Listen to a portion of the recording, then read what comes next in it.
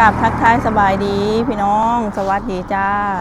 ตอนนี้พี่น้อง เป็นตอนบ่ายเนาะหาก็แล้วเวียกพี่น้องสามีกำลังสิออกไปขึ้นเงินรางวัลลอตเตอรี่เนาะ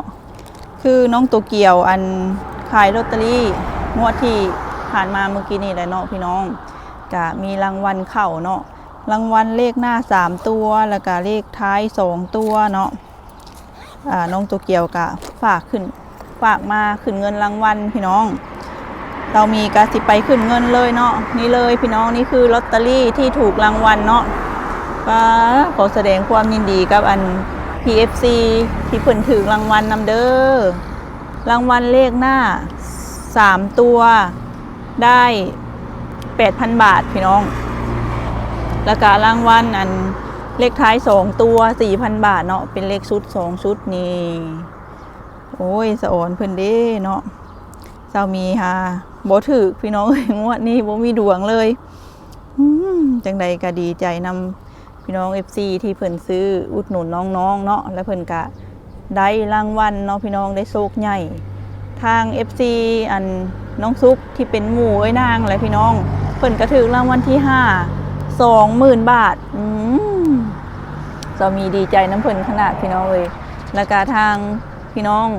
FC เนาะเพิ่นก็ถือเลขท้าย2ตัว2ท่านเนาะแล้วก็เลขหน้า3ตัว1ท่านพี่น้องเมื่อไหร่จะเป็นวันของเราเนาะงวดนี้กะเนาะพี่น้องรางวัลที่1เข้าหลายขนาดเลยเห็นอันเพิ่นลงในเพจนครพนมคนนครพนมก็ถือหลายคนเลยเนาะเพราะว่ารางวัลที่1นะกระจายไปหลายคนพี่น้องป้าเสามีสะอ่อนเพิ่นขนาดเลยเนาะจะเพิ่นเฮ็ดบุญด้วยหยังพี่น้องจังถือรางวัลเนาะเฮาก็คือว่าเสี่ยงดวงตลอดพี่น้องงวดละใบ2ใบเนาะก็บ่ถือมื้อใดเนาะจะเป็นวันของเฮาเนาะเหือบ่ย้อยอะไรบ่ได้เนาะเงินนี่ค่ะพี่น้องเว้ามาแล้วก็เมื่อยใจเด้เนาะมื้อใดจังสิถือลอตเตอรี่พอได้แก้ไขปัญหาชีวิต ปัญหาเรื่องเงินเรื่องหนี้สินอะไรพี่น้องอุกอั่งเนาะสามีก็ดีตอนนี้ก็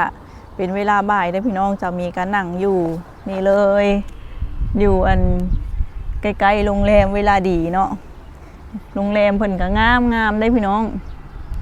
โรงแรมนี่โรงแรมสวยนครพนมกับโรงแรมเปิดใหม่หลายพี่น้องเนาะเพิ่นก็แบบว่าเฮ็ดธุรกิจโรงแรมเนาะไปได้ดีพี่น้องเพราะว่านักท่องเที่ยวเข้านครพนมหลายแล้วก็ร้านอาหารก็หลายเปิดใหม่หลายพี่น้องร้านแซ่บๆร้านอร่อยก็หลายเนาะช่วงนี้ก็เห็นเพิ่นไปรีวิวเนาะก็เห็นแบบว่าคนดังเพิ่นไปรีวิวร้านอาหารเนาะเรามีก็เห็นอยู่เนาะไปพี่น้องวันนี้เสามีก็สิไปขึ้นเงินรางวัลเลยพี่น้องคือเมื่อวานนี้พี่น้องเสามีก็ได้โอนไปให้เพิ่นก่อนเอาเงินทุนเฮาหั่นแหละพี่น้องโอนให้เพิ่นก่อนเนาะเพราะว่าเสามีก็กลับมาแต่เซโนกะซาสางเวียกเนาะพี่น้องหลายแนวเนาะแล้วก็ไปเยี่ยมน้องมิวกะออกจากโรงพยาบาลแล้วพี่น้องกะบ่ค่อยว่างนะพี่น้องเสามีก็ดีเนาะมีแต่ภารกิจเห็นแบบนี้กับภารกิจหลายพี่น้องแบบว่าเฮ็ดงานแข่งกับเวลาเนาะอย่าเฮ็ดอันนั้นแน่อย่าเฮ็ดอันนี้แน่แล่นไปแล่นมาบางเทื่อหัวปิ่นหัวหมุนเนาะบางคนเพิ่นก็อาจสิบ่เข้าใจเนาะเห็นแบบคือราบรื่นนะพี่น้องที่จริงนะแบบว่าเฮ็ดงานแข่งกับเวลาพี่น้องเสามีนะถ่ายคลิปก็อยากถ่ายพี่น้องอยากได้คลิปลงในช่องพอได้หารายได้เสริมเพื่อเป็นค่ากับข้าวกับป่าเนาะ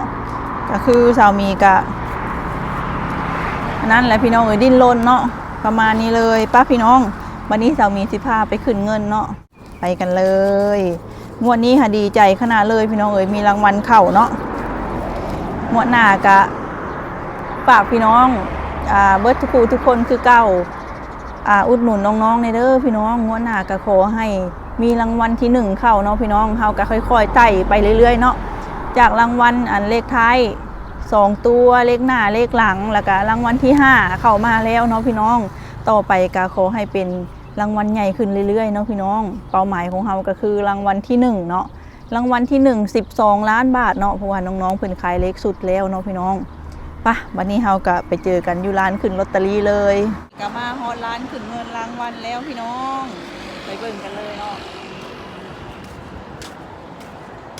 ร้านเพิ่นก็อยู่นี่เลยพี่น้องสามีมาขึ้นเงินเนาะเพิ่นขายลอตเตอรี่หลายพี่น้องอยู่นี่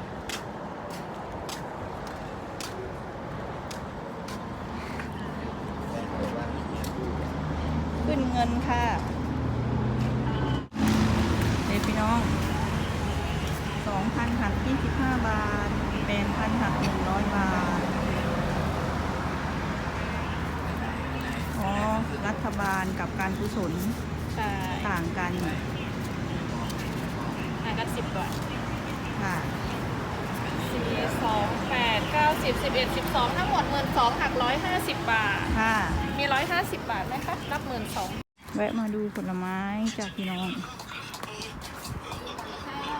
แอปเปิ้ลลูกพับ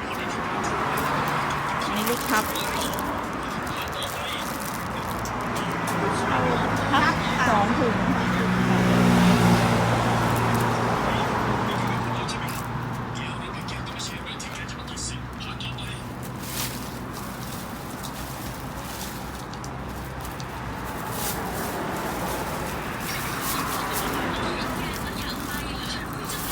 สามีกลับไปขึ้นเงินรางวัลมาเรียบร้อยแล้วพี่น้องนี่เลยเนาะ1 2 3 4 5 6 7 8 9 10 11 12พี่น้องขึ้นเงินรางวัลเลขหน้า3 ตัวเนาะพี่น้อง2 ใบได้เงิน 8,000 บาทแล้วก็เลขท้าย2 ตัวเนาะ 4,000 บาทพี่น้องเลขชุด2 ใบเนาะนี่เลยพี่น้องอุ้ยดีใจเด้เนาะได้จับเงินเฮงได้จับเงินเฮงของพี่น้อง FC เนาะที่เพิ่นถือเพิ่นเคยบอกอยู่พี่น้องอย่าจับเงินแบบอันนี้น้องพี่น้องมันอันตรายเพิ่นน่ะเนาะสามีก็ให้พี่น้องเบิ่งตามขั้นตอนเลยเนาะไปขึ้นเงินรางวัลมาเนาะดีใจขนาดเลยเนาะงวดหน้าก็ขอให้พี่น้อง FC ถูกรางวัลใหญ่กว่าเก่าเด้อเนาะขอให้เฮงๆมันหมานพี่น้องเอ้ยจังใดก็ฝากอุดหนุนน้องๆในเด้อพี่น้องงวดต่อไปเนาะพี่น้องมื้อนี้ค่ะนะสามีไปขึ้นเงินรางวัลพี่น้องเอ้ยขึ้นเงินรางวัลแล้วเรียบร้อยแล้วแล้วก็ทางญาติทางท่าแขกโทรมาพี่น้องโทรมาว่ามักพับลูกพับนะพี่น้องที่สามีเคยซื้อส่งให้เพื่อนรอบนั้นเนาะคันพี่น้องจื่อก็คือสามีเคยมาส่งน้ำปลาเนาะพี่น้องส่งให้ญาติทางท่าแขกสามีก็ซื้อลูกพับฝากไปให้เพื่อนกินน้ำพี่น้องวันนี้เพื่อนว่าสามีซื้ออยู่ไซเพื่อนว่าพี่น้องแซ่บติดใจมางานทาสเมื่อกี้นี่ก็เลาะหาซื้อกับโบเห็นเพื่อนว่าพี่น้องสามีก็เลยแวะซื้อนี่พี่น้องแวะซื้อร้านผลไม้เมื่อกี้นี่แหละอยู่ใกล้ๆร้านที่เอาขึ้นลอตเตอรี่เมื่อกี้นี่แหละลูกพับ2 ถุงพี่น้องถุงละ100 บาทเนาะพี่น้องเลยมื้อนี้ค่ะรู้สึกว่าได้หลายกว่ารอบนั้นได้นี่ถุงใหญ่พี่น้องเลยถุงละ100เนาะมีประมาณ2 4 6 7มีประมาณ7 ลูกพี่น้อง100 บาทเนาะลูกพับนี่ค่ะสามีก็มักได้พี่น้องมันจิกรอบหวานเนาะทางท่าแขกเพิ่นก็มักพี่น้องโทรมาว่าสามีว่างบ่ว่าเนาะออกไปซื้อแล้วก็ส่งลงเรือให้แน่เพิ่นว่าสามีก็ผู้ดีเลยพี่น้องไปขึ้นเงินผู้ดีอยู่ใกล้ร้านผลไม้เพิ่นเลยเนาะก็เลยแวะซื้อเลยนี่พี่น้องไทยสะอ่อนพี่น้องผลไม้เพิ่นกับพ่อกินเนาะถุงละ100ทุกอย่างเลยเพิ่นเฮ็ดนะพี่น้องผลไม้ทางฝั่งลาวบ้านเฮาหาแพงเพิ่นนำเข้าจากฝั่งไทยพี่น้องแล้วก็ทางเซโนเฮงเต็กเฮงอยู่ไกลเมืองดนจะได้เข้าเซโนเธอหนึ่งพี่น้องซื้อกับข้าวกับปลาเนาะซื้อผลไม้รากไม้ถ้ามีโอกาสมีเวลาน้องกะที่เข้าไปสวรรณเขตกะที่เป็นเมืองใหญ่กว่าเซโนพี่น้องของอยู่ของกินเนาะผลไม้รากไม้เพิ่นกะที่นำเข้าจากมุกดาหารนะพี่น้องหลายเลยเนาะทั้งอาหารทะเลทั้งผลไม้เนาะก็คือที่พี่น้องเคยเห็นนั่นแหละน้องตัวเกียวกับน้องโน่งเคยเข้าไปซื้อนะพี่น้องเป็นพวกอาหารทะเลบ่เป็นพวกหมักไม้ข้าวต้มขนมเนาะกะทิหลายแต่ว่าอยู่แถวบ้านเฮานะพี่น้องบ้านสมพัฒน์วิไลนะมันบ่ค่อยมีอย่างขายปันใดนะพี่น้องอยู่ไกลเมืองก็คือสามีเมื่อบ้านนั่นแหละเนาะกะแบบโอ้ยคิดฮอดนครพนมคิดฮอดฝั่งไทยจ้อยๆอยากซื้อนั้นซื้อนี้กินก็ยากพี่น้องไกลเมืองพี่น้องวันนี้กะสามีกะสิเอาผลไม้นี่มาขับนี่ไปส่งลงเรือให้คนขับเรือหิวลงให้พี่น้องเนาะทางฝั่งท่าแขกญาติพี่น้องเฮานี่แหละพี่น้องนาลีเพิ่นนั้นฝากซื้อพี่น้อง200 บาทเนาะ ก็มีกะทิไปส่งลงเฮือให้เพิ่นก้อนพี่น้องเอ้ยวันนี้เนาะปะไปแล้วพี่น้องเพิ่นแล่นลงแล้วเพิ่นเอาลงไปเฮือแล้วพอดีเลยเฮือกำลังสิออกดีเลยพี่น้องเอ้ยพอดีทันเฮือออกแล้วเนาะก็มีให้เพิ่นหิวแล่นลงไปพี่น้องเอ้ยพอดีทันเฮือลาวออกพอดี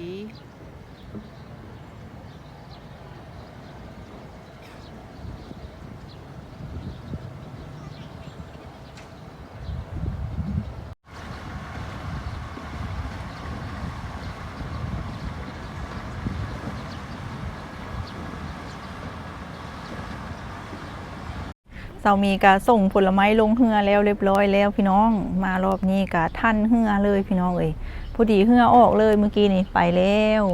ใกล้สิฮอดฝั่งลาวแล้วเสามีกะโทรบอกนาลีเรียบร้อยแล้วพี่น้องส่งลงเฮือเรียบร้อยแล้วเนาะตอนนี้กะนั่งอยู่ตลาดตุ้มโฮมพี่น้องตลาดตุ้มโฮมอยู่อันข้างด่านนี่แหละพี่น้องเพิ่นที่เปิดทุกๆวันศุกร์เสาร์อาทิตย์ถนนคนเดินเนาะกะที่มีคนมานั่งกินอาหารพี่น้องเอ้ยเนาะมีนักท่องเที่ยวมาตัวนึงแรงมันศุกร์วันเสาร์อาทิตย์พี่น้องเพิ่นก็สิมีอันดนตรีสดเนาะ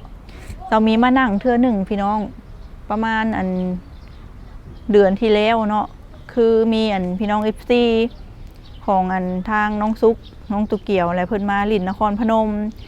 แล้วก็ได้พาเพิ่นมาย่างพี่น้องเอ้ยย่างถนนคนเดินเนาะแล้วก็ได้พาเพิ่นมานั่งกินหม้อฮ้อนแจ่วฮ้อนอยู่นี่แหละตลาดตุ้มโฮมเนาะแต่ว่าสามีบ่ได้ถ่ายคลิปพี่น้องเพิ่นบ่อันสะดวกออกคลิปเนาะกะคักอยู่ได้พี่น้องกะที่มีส้มตำมีไส้กรอกอีสานเนาะมีข้าวเหนียวปิ้งแล้วก็มีพวกยำกุ้งแช่น้ำปลาแบบมีครบเครื่องพี่น้องข้าวข้าวผัดเนาะเป็นยำแซ่บๆนะพี่น้องก็มีหลายอย่างเลยเนาะก็คือนี่แหละพี่น้องเป็นซุ้มแบบนี้แหละตอนนี้กะว่างพี่น้องเอ้ยสามีเห็นแบบมันห่มเย็นดีเนาะก็เลยมานั่งพี่น้องเลยแต่เพิ่นก็อันนั้นพี่น้องเพิ่นก็ล็อกถังล็อกอย่างเรียบร้อยพี่น้องอยู่กับโต๊ะข้างด่านมื้อนี้ก็รู้สึกว่าอากาศร่มรื่นเย็นดีได้พี่น้องอยู่ข้างด่านเลยเนาะตอนนี้ก็เป็นเวลาบ่าย2กว่าพี่น้องคืนเงินแล้วก็ซาสางเคลียร์เงินเนาะพี่น้องโอนเงินให้ทางอันพี่น้อง FC ที่เพิ่นถึกแล้วเรียบร้อยแล้วเนาะพี่น้องเอ้ยดีใจน้ำเพิ่นเด้เนาะงวดหน้าสู่ต่อไปเนาะพี่น้องมันต้องมีสักวันที่เป็นวันของเฮาเนาะพี่น้องมีความหวังเนาะทุกๆครั้งกะมีความหวังนั่งเล่นอยู่นี่น้อยหนึ่งพี่น้องเดียวจังหน่อยจังสามีกับจังสีออกไปซื้อของอยู่ตลาดเล็กจังหน่อยแน่เนาะกับข้าวกับปลาอะไรเนาะสำหรับคลิปนี้กับประมาณนี้เลยเนาะพี่น้องเอาไว้พบพอกันในคลิปต่อไปเนาะจังใดกะฝากพี่น้องให้กำลังใจสามีในเด้อพี่น้องสามีลงคลิปไปกะช่วงนี้กะแบบยอดเงินกับบุตีงเลยพี่น้องเลยสามีก็รู้สึกแบบท้อพี่น้องเลยรู้สึกท้อเนาะจังใดกะฝากพี่น้องในเด้อขอคนละ1กำลังใจเนาะให้สามีได้มีกำลังใจในการลงคลิปต่อไปเนาะสำหรับคลิปนี้ก็คือเก้าพี่น้องเลยขอบคุณพี่น้องหลายๆและสบายดีบ๊ายบาย